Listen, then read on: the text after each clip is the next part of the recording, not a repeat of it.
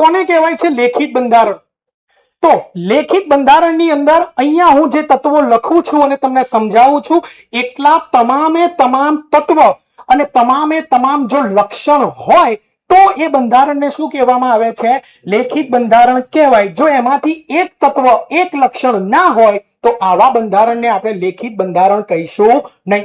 તો ચાલો સૌથી પહેલી બાબત છે એને સમજી લો કે જે બંધારણ એક સાથે દસ્તાવેજ સ્વરૂપે તૈયાર કરવામાં આવ્યું હોય, કે જે બંધારણની રચના એક સાથે દસ્તાવેજ સ્વરૂપે તૈયાર કરવામાં આવી હોય તો આ કેવું તત્વ છે? પહેલા નંબરનું તત્વ.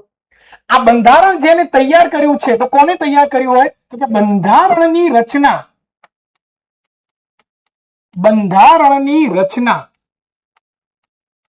બંધારણ સભા દ્વારા થયેલી હોવી જોઈએ. એટલે કે બંધારણની રચના જો બંધારણ સભા દ્વારા થઈ હોય અને બંધારણ સભાએ આવા બંધારણને એક સાથે કોઈ દસ્તાવેજની અંદર તૈયાર કરેલું હોવું જરૂરી છે. આવું જે બંધારણ છે ને એ એકાદ બે મહિનાની અંદર તૈયાર થયેલું ના હોવું જોઈએ. આવા બંધારણની રચના કરવા માટે લાંબા સમય સુધી શું કરવી પડે? ચર્ચા. તો અહીંયા યાદ રાખવાનું છે કે બંધારણની રચના લાંબા સમયના ચર્ચા દ્વારા થઈ હોય. તો કે લાંબા સમયની ચર્ચા થઈ હોય ત્યારબાદ બંધારણની શું થાય છે? બરાબર રચના થાય છે. આવા બંધારણની અંદર એટલે કે આવા બંધારણને જે માન્યતા મળી એ માન્યતા કોના દ્વારા મળેલી હોવી જોઈએ? બંધારણ સભાના સભ્યો દ્વારા. તો બંધારણ સભાના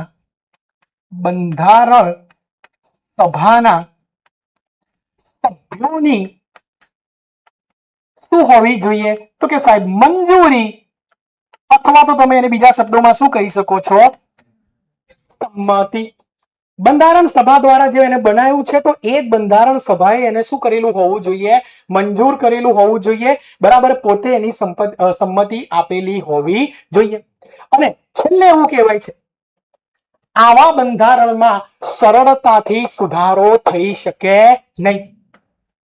છે નહીં, સરળતાથી સુધારો ન થઈ શકે.